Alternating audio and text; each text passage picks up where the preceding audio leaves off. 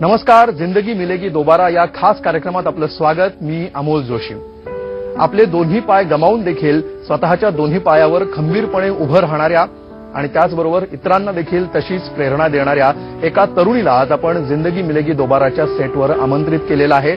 तेव्हा या सेटवर स्वागत करूया डॉक्टर रोशन शेख हिचं. रोशन, स्वागत जिंदगीच्या सेटवर. या सगळ्या गप्पा आपण सुरू ठेवणार आहोत, रोशनचा प्रवास जाणून घेणार आहोत. मात्र त्यापूर्वी आपण एक नजर टाकूया तिच्या आतापर्यंतच्या प्रेरणादायी प्रवासावर.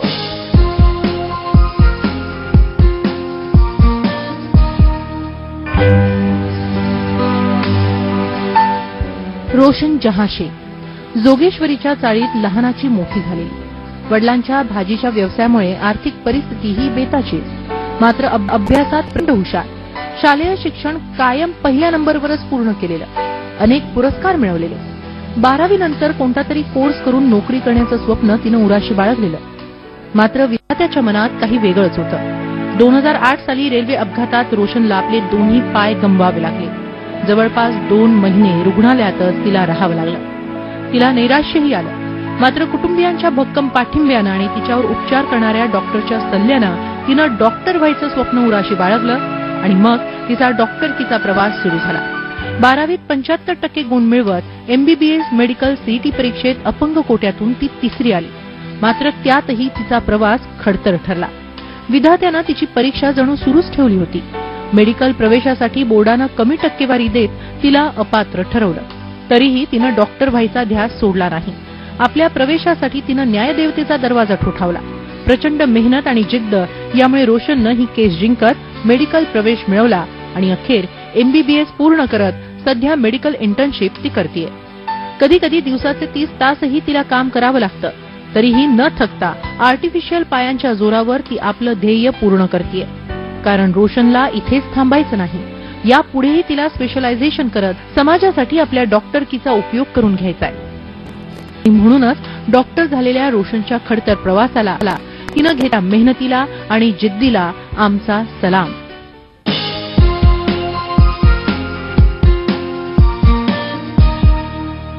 तर हा होता रोशनचा आतापर्यंतचा प्रेरणादायी प्रवास.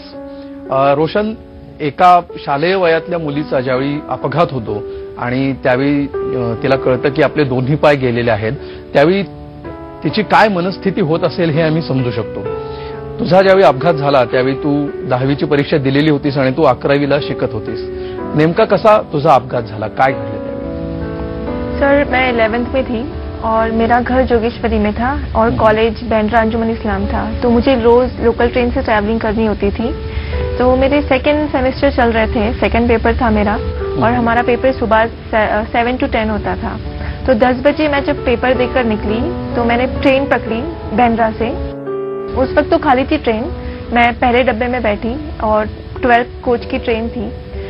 तो जब ट्रेन चली तो आप लोग को पता है लोकल ट्रेन में जो ट्रैवल करते हैं अंधेरी में बहुत ज्यादा रश हो जाता है और अंधेरी के जस्ट बाद मेरा स्टेशन आता है जोगेश्वरी. देन अंधेरी के बाद जब ट्रेन स्टार्ट हुई तो मुझे ऐसा लगा कि मुझे मेरा स्टेशन आने वाला है, मुझे उतरना चाहिए.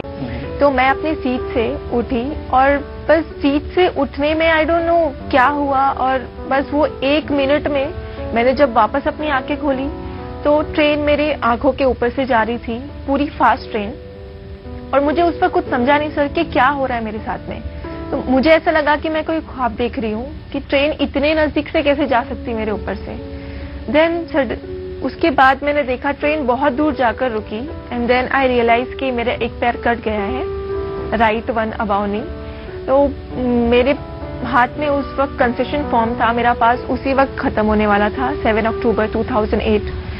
तो मैं बस देख रही थी, मेरे पैर कटे हुए थे. और देन जब ट्रेन रुकी बहुत देर, आई थिंक स्टेशन के पास जाकर रुकी, वो पूरे 12 डब्बे मेरे पैरों पर से गए बट किसी ने ट्रेन रोकी नहीं. और उसके बाद जब मैं गिरी तो काफी लोग आए थे, आई थिंक 20 लोग थे वहां पर. सब लोग से गोल दायरा करके खड़े हो गए मेरे आसपास और फिर मैं वहां पर रो रही हूँ और लोगों को बता रही हूँ. उस वक्त मेरे पास सेलफोन नहीं था कि मैं अपनी फैमिली को कांटेक्ट कर सकूं.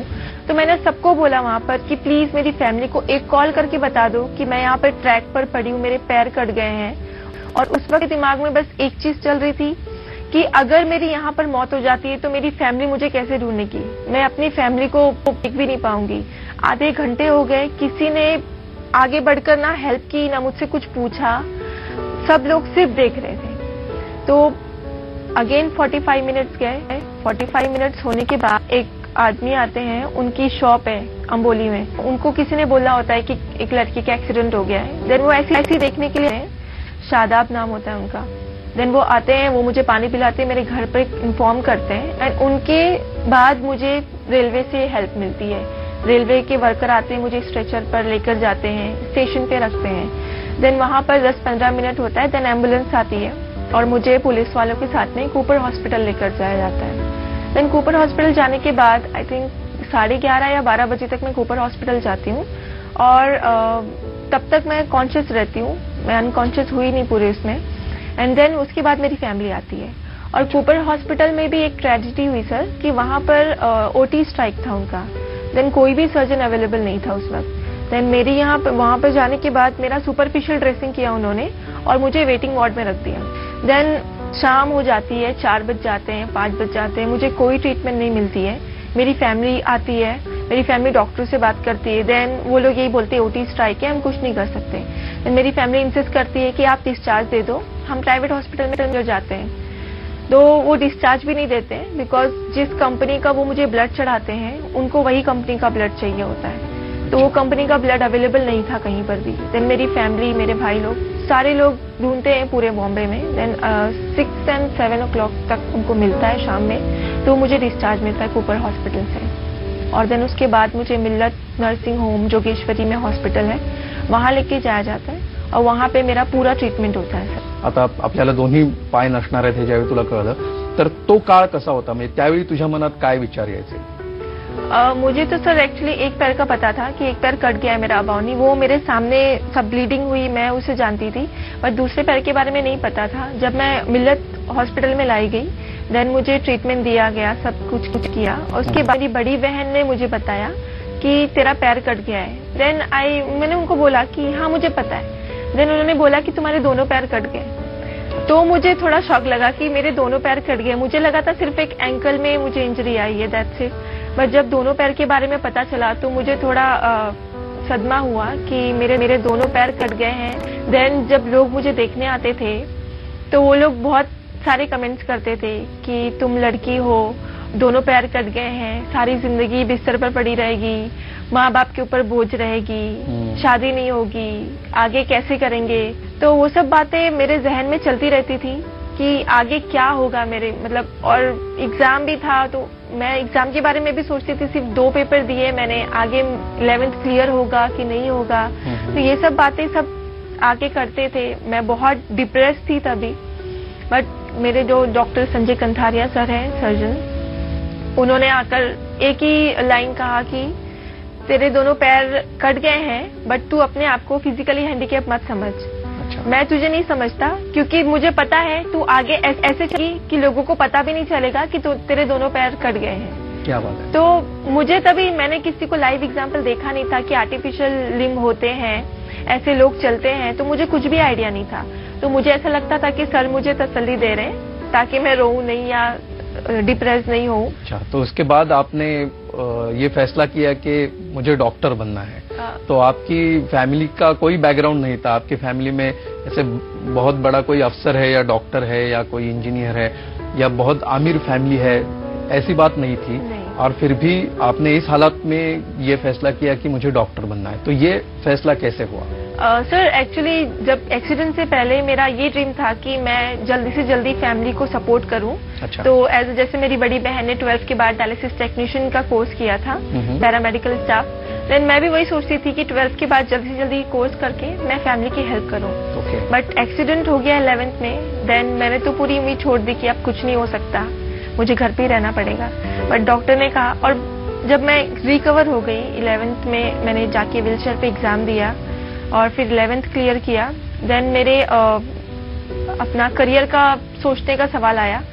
देन सब लोगों ने एडवाइस दी कि अभी आप व्हीलचेयर पे जब ट्रैवल कर रहे हो तो आप कोई ऐसा जॉब करो या ऐसा प्रोफेशन चूज करो जिसमें आपको बैठना हो, जैसे कि कंप्यूटर बेस्ड एग्जाम हो गया, IT हो गया, BSc कर लो या फिर कुछ भी जॉब टाइप कर लो। बट डॉक्टर ने एडवाइस दिया कि तुझे अगर इन सब लोगों का मुंह बंद करना है देन तू डॉक्टर बन। मुझे सच में यकीन नहीं था कि मैं सर के ऊपर ऐसी मुझे इतना शौक लगा कि सर कैसे बोल रहे हैं कि मैं डॉक्टर बनूं। हालांकि तभी मेरे लेग नहीं लगे थे, आर्टिफिशियल लेग नहीं थे। तो मैंने सर को पूछा, सर मैं कैसे डॉक्टर बन सकती हूँ? तो उन्होंने बोला, देख बेटा तेरा आर्टिफिशियल लेग लगेगा और तुझे जितने भी लोगों ने इतना सब कुछ सुनाया है कि तू जिंदगी भर माँ बाप के ऊपर बोझ बनेगी, तुझे इनका आंसर करना है ना, तो तू उनको करके दिखा, तू उनको बोल के मत दिखा, करके दिखा और तू डॉक्टर बन। मैंने कहा ठीक है। मैंने स्टडी स्टार्ट की, 12th किया मैंने। 12th में मैंने 75 स्कोर किया और SSC में मैंने 92 स्कोर किया था। फिर मैंने CET एग्जाम दिया, common entrance test for medical entrance के लिए। तो उसमें भी मैंने फिजिकल हैंडीकैप कोटे में 3rd रैंक लिया ऑल ओवर महाराष्ट्र। तो मैं बहुत ज्यादा खुश थी। मतलब इस पूरे हादसे के बाद भी आपके स्कोर में कुछ फरक नाही पडा? नाही सर। मेडिकलची प्रवेश प्रक्रिया सुरू झाली, त्यावेळी एक अडथळा आला आणि त्यावेळी कोर्टामध्ये तुला जावं लागलं, तर तो नेमका काय किस्सा होता? एडमिशन से पहले काउंसलिंग होती है सारे फिजिकल हैंडीकैप कैंडिडेट्स की। JJ हॉस्पिटल में मुंबई की काउंसलिंग होती है। तो हमारी काउंसलिंग स्टार्ट होती है सुबह से और उसमें सारे एग्जामिनेशन होते हैं, आई एग्जामिनेशन, ऑर्थोपेडिक एग्जामिनेशन। और उस क्राइटेरिया पे वो हमारी डिसेबिलिटी परसेंटेज डिसाइड कर, और मुझे उन्होंने परसेंटेज दिया था 86%। तो उस वक्त मुझे तो बहुत, मतलब मेरे एक्सीडेंट से ज्यादा मुझे सदमा हुआ कि इतनी मेहनत करने के बाद मैंने 2 साल इतनी मेहनत की है, इतना सबके अगेंस्ट जाके मैंने इतना सब कुछ किया है और फिर अभी इस यहाँ पर वो मुझे नहीं बोल रहे हैं। तो घर वापस आते वक्त मैंने डॉक्टर को अपने कॉल किया और मैंने सब बताया उनको। तो उन्होंने बोला, देख बेटा ये क्राइटेरिया है, वो लोग इसके अंदर कुछ नहीं कर सकते, बट अगर तुझे ट्राई करना है, तुझे डॉक्टर बनना ही है, तो एक लास्ट ट्राई ले, चांस ले, तू कोर्ट जा। तो मैं थोड़ा कंफ्यूज हो गई कि मतलब कोर्ट में एडमिशन के लिए मैंने कभी नहीं सुना था कि कोई एडमिशन लेने के लिए कोर्ट जाता है। मैंने इतना ही सुना था कि अच्छा पढ़ो तो एडमिशन हो जाएगा। तो मैंने सोचा ठीक है, हमने फैमिली में डिस्कस किया और फिर हमें हाई कोर्ट गए। हाई कोर्ट में हमें एडवोकेट VP पाटिल सर मिले और उसके बाद हमारी 2-3 हियरिंग हुई। और उस बीच फैमिली वालों ने एडवाइस किया कि तुझे ट्रेन से वापस ट्रैवल करना चाहिए। तो उस बीच मैं बस से ट्रैवल करती थी, रिक्शे से करती थी सब, बट मैंने ट्रेन ट्राई नहीं की थी। तो उस वक्त जब हियरिंग के लिए लास्ट डे जाना था तो मैं ट्रेन से गई और लोकल ट्रेन से ट्रैवल करके मैं जोगेश्वरी से CST गई वहां पे। और एडवोकेट को जाके ये पॉइंट आउट किया हमने कि मैं लोकल ट्रेन से आई हूँ सर। तो ये बात उन्होंने चीफ जस्टिस को बोली। तो सारे ऑब्जर्व किया उन्होंने, ट्रेन में कैसे चलती हूँ, कैसे बिहेव करती हूँ, और प्रीवियस स्टडी रिकॉर्ड्स देखे उन्होंने कि मैं अपने 1 से from 1st to 10 I was topper of all division. Then 10th का स्कोर देखा, 12th का। देन उन्होंने फाइनली 28 अगस्त 2011 को ऑर्डर दे दिया हाई कोर्ट से कि इसको एडमिशन मिलना चाहिए। तो मुझे मीडिया में बहुत सारा कवरेज मिला था। तो उस दौरान मुझे Amin Patel sir, MLA from Mumbai, उन्होंने देखा।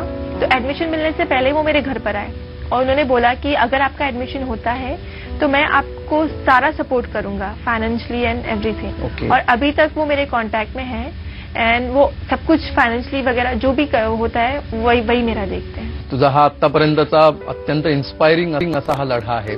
तर याविषयीच्या आपण गप्पा सुरूच ठेवूया, त्यापूर्वी एका ब्रेकसाठी आपण थांबतोय। ब्रेक नंतर भेटूया। पाहत रहा जिंदगी मिलेगी दोबारा।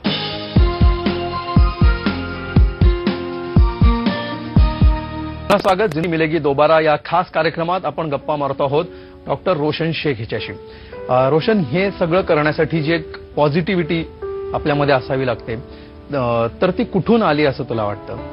क्या सोर्स है इस पॉजिटिविटी का?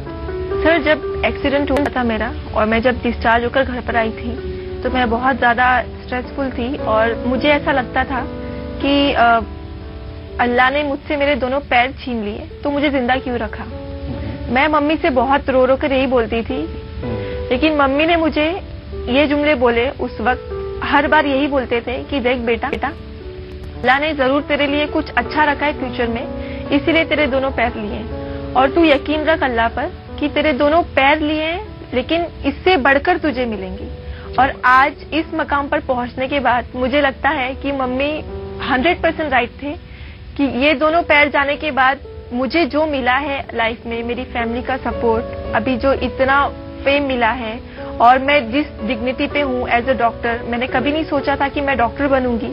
अब यहाँ पर पहुँचने के बाद मुझे लगता है कि अल्लाह ने मेरे दोनों पैर लेके मुझे उससे ज्यादा चीजें अता की है। क्या बात है। तो ये पॉजिटिविटी मुझे हमेशा अपनी फैमिली से, मेरी मम्मी से और डॉक्टर संजय कंथारिया जो हमेशा मुझे डांटते हैं, बट जो उनकी डांट होती है वो मुझे हमेशा ऐसा एज अ करेजमेंट होती है कि सब लोग मुझे पैम्पर करते हैं घर में, तो वो ऐसे सोचते हैं कि अगर सब पैम्पर करेंगे तो फिर एक मोटिव होता है वो हो जाता है कि नहीं मैं हैंडीकैप हूँ, मुझे क्यों डांट रहे हैं लोग, एक क्रिटिक की जरूरत होती है। एग्जैक्टली। तो वो जो क्रिटिसिझम होता है वो डॉक्टर संजय कंथारिया और मेरे जीजू ने किया है। बिलकुल. तो या सगळ्या प्रवासात तुला साथ देणाऱ्या किंवा हा प्रवास जवळून बघणाऱ्या काही व्यक्तींच्या प्रतिक्रिया आज तुझ्यासाठी आम्ही आणलेल्या आहेत. तर आपण या स्क्रीनवर बघूया ते काय म्हणतात. Long time I have not seen you, but असं वाटतंय की तू माझ्या समोरच बसली आहेस आता. जशी तुझे पायाचे आर्टिफिशियल पायाने चालते फिरते पूर्ण केईएमच्या कॅम्पसमध्ये फिरते, असं वाटतच नाही की तुला हे प्रॉब्लेम झाले असेल.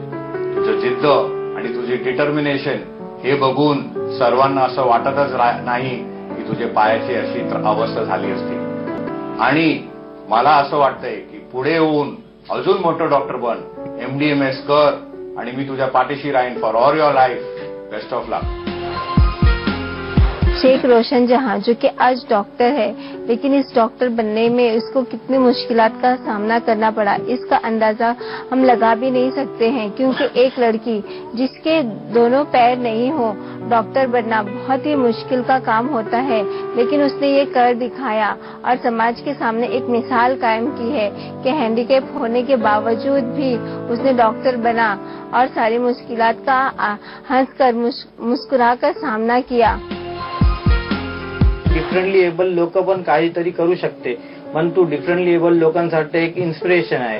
लोकांना जे स्टडीजचा प्रेशर घेतात त्यांच्यासाठी तू इन्स्पिरेशनल आहे आणि मला तुझ्यावर गर्व आहे की तू माझी मेवणी आहे आणि मी तुझ्या भावांची आहे आणि आपली सगळी फॅमिलीवर तुझ्यावर गर्व आहे आणि आमची हा इच्छा आहे की तू पुढे जाऊन मोठी डॉक्टर हो, स्पेशलायझेशन कर, सुपर स्पेशलायझेशन कर आणि लोकांची, आपले शहरातले लोकांची, आपले स्टेटचे लोकांची, आपली कंट्रीचे लोकांची सगळ्यांची सेवा कर आणि स्पेशली डिफरंटली एबल्ड लोकांची सेवा कर. हा आमची इच्छा आहे आणि आम्हाला सगळ्यांना तुझ्यावर भरपूर गर्व आहे. रोशन, तुझं रिफ्लेक्शन यावर. डॉक्टर संजय कंथारिया ने जो कुछ कहा उनको देखकर बहुत ज्यादा खुशी हुई. तर ह्या सगळ्या प्रवासाविषयीच्या गप्पा आपण सुरूच ठेवणार आहोत रोशन बरोबर. मात्र त्यापूर्वी पुन्हा एका ब्रेकची वेळ झाली आहे. ब्रेक नंतर भेटूया. पाहत रहा जिंदगी मिलेगी दोबारा.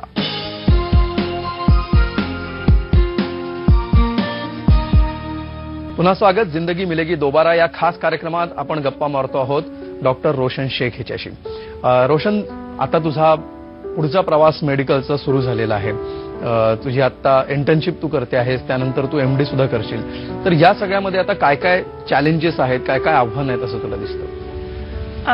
चैलेंजेस की बात करेंगे सर, तो जब मेरी कोर्ट में हियरिंग चल रही थी, देन मेरी रीकाउंसलिंग दोबारा हुई और रीकाउंसलिंग में मेरी जो डॉक्टर्स वापस से एग्जामिनेशन करने आए थे, देन उन्होंने मुझे एडवाइस दी थी आप इतने ज्यादा डिसेबल हो तो हम अगर आपको एडमिशन अप्रूव भी करेंगे तो आप एडमिशन मतलब 6 महीने करोगे, 2 महीने करोगे, देन आप एडमिशन छोड़ दोगे, बिकॉज मेडिकल प्रोफेशन इतना हेक्टिक होता है आप नहीं कर सकोगे. एक नॉर्मल पर्सन होता है उसके लिए भी बहुत ज्यादा हेक्टिक होता है और आपके 2 पैर नहीं है तो आप मैनेज नहीं कर पाओगे. तो वो सब सुनने के बाद कहीं ना कहीं मैं थोड़ा डिमोरलाइज हुई थी कि शायद सच भी बोल रहे हो. देन अगेन मम्मी ने कहा कि नहीं, आप इतने आगे हो, कोर्ट में आपने केस कर दिया है तो आप आगे जाओ, अगर आपकी किस्मत में, आपके फ्यूचर में अल्लाह ने लिखा है डॉक्टर बनना, देन आपको मिलेगा. तो वहां से मैंने इरादा कर लिया कि ठीक है मुझे आगे जाना है. एंड देन मैं जब 2 महीने लेट हुआ एडमिशन मेरा बिकॉज ऑफ दिस केस, तो एडमिशन जब मैं फर्स्ट डे गई तो ऑलरेडी 2 महीने लेट थी, काफी कुछ हमारा सिलेबस हो गया था और मुझे इतना डर लगा जब मैंने KEM में फर्स्ट डे एंटर किया और वहां पे सब हाई क्लास स्टूडेंट आते हैं. मुझे इतना डर लग रहा था कि मैं सच में यहाँ पे नहीं टिक पाऊंगी, और ऐसी कॉन्फिडेंस नहीं आ रहा था कि 2 महीने लेट हूँ, कैसे कोप अप करूंगी। तो उसके बाद जब मैंने धीरे धीरे स्टार्ट किया कि नहीं मुझे करना है, हो जाएगा, और जब फर्स्ट सेमेस्टर हुआ मेरा, देन मैं फर्स्ट क्लास से पास हो गई, तो मुझे कॉन्फिडेंस आ गया कि नहीं मैं कर सकती हूँ। तू लाईफकडे कुठल्या पर्स्पेक्टिव्हनी बघतेस? मेरी मंजिल MBBS तक नहीं है, मुझे और स्पेशलाइजेशन करना है और लोगों को ये दिखाना है कि जैसे कि लोग, कोई भी फिजिकल हैंडीकेप पर्सन होता है या मेंटली रिटार्डेड होता है, कोई भी हो, उन्हें देखकर एक सिंपैथी आती है दिल में। लोग एक तरह का रिएक्शन देते हैं कि क्या हो गया बेचारी के साथ, एक वर्ड लगा देते हैं बेचारी, बेचारा। तो मुझे ऐसा लगता है कि मुझे यहाँ पर नहीं रुकना है, मुझे कुछ आगे जाके लोगों को प्रूव करना है कि ताकि लोग आगे बढ़े और उनको जो भी फिजिकल डिसेबल हो, बहुत सारे लोग हिम्मत हार जाते हैं इतना बड़ा एक्सीडेंट होने के बाद, या छोटी छोटी परेशानियां होती हैं तो भी लोग हिम्मत हार जाते हैं, फाइनेंशियली कंडीशन वीक होती है तो पढ़ाई छोड़ देते हैं, और कुछ छोटी मोटी प्रॉब्लम भी हो तो अपने आप को पीछे कर लेते हैं कि हमसे नहीं होगा और ब्लेम कर देते हैं ऊपर वाले पे कि इसने हमारे साथ ऐसा किया, दैट्स व्हाई हम यहाँ पर है, हम आगे नहीं बढ़ पाए। लेकिन मैं बस यही कहना चाहूंगी, अगर आप हौसले से काम ले, हिम्मत से काम ले, तो जहां आपको तकलीफ है वहां पे आसपास आपके सपोर्टिव आपको जरूर मिलेंगे। जैसे कि मेरी जिंदगी में मुझे इतने सारे लोग हेल्प के लिए आए, और रिसेंटली मुझे artificial leg, new electronic leg मिले, मुझे MP किरीट सुमैया ने मुझे गिफ्ट किया है ये लेग। तो इतने सारे लोग सपोर्टिव आते हैं, बस हमें ढूंढने की जरूरत होती है। और हम अगर हौसला हार के बैठ जाएं, जब मेरा एक्सीडेंट हुआ था, मैं अगर हौसला हार के बैठ जाती तो मैं आज घर में पड़ी होती, मैं कुछ नहीं, मैं यहाँ आपके सामने एज ए डॉक्टर इंटरव्यू नहीं दी होती। तो अगर हम आगे आएंगे तो लोग हमें सपोर्ट देंगे। मेरा मानना यही है कि हमें अपनी हिम्मत नहीं हारनी चाहिए। बिलकुल, आणि मोठ्या हिमतीने तू हा सगळा प्रवास सुरू ठेवलेला आहेस। इथून पुढचा सुद्धा तुझा सगळा प्रवास असा सुकर हो, सगळे चॅलेंजेस आतापर्यंत तू जसे स्वीकारत आलीस आणि त्यावर मात करत आलीस, तशीच ताकद तुला अधिकाधिक मिळत राहो या शुभेच्छा। आणि थँक्यू व्हेरी मच, तू आमच्या सेटवर आलीस आणि तुझा हा सगळा प्रवास आमच्यासमोर उलगडलास त्याबद्दल thank you sir, thank you very much. तर आपण बघितलं की कुठलीही मोठी संधी ही संकटाच्या रूपात सुद्धा येऊ शकते, अशा प्रकारचं तत्वज्ञान घेऊन आपल्या आयुष्यामध्ये डॉक्टर झालेली ही रोशन। कुठलंही संकट हे केवळ संकट नसतं, तर त्या संकटाच्या मागे त्या संकटापेक्षा सुद्धा मोठी संधी लपलेली असते। ती संधी बघण्याची दृष्टी जर आपल्याला मिळाली तर त्यातूनच आपलं आयुष्य कशा प्रकारे रोशन होऊ शकतं ह्याचं मूर्तिमंत उदाहरण आत्ता आपण बघितलं। अशाच प्रकारे आपल्या सगळ्या संकटांवर मात केलेल्या आणि आपलं आयुष्य स्वतःच्या हिमतीवर रोशन करणाऱ्या आणि इतरांचंही आयुष्य रोशन करणाऱ्या अशाच काही व्यक्तींना घेऊन आपण भेटणार आहोत जिंदगी मिलेगी दोबाराच्या पुढच्या भागांमध्ये। तोपर्यंत विसरू नका, जिंदगी मिलेगी दोबारा।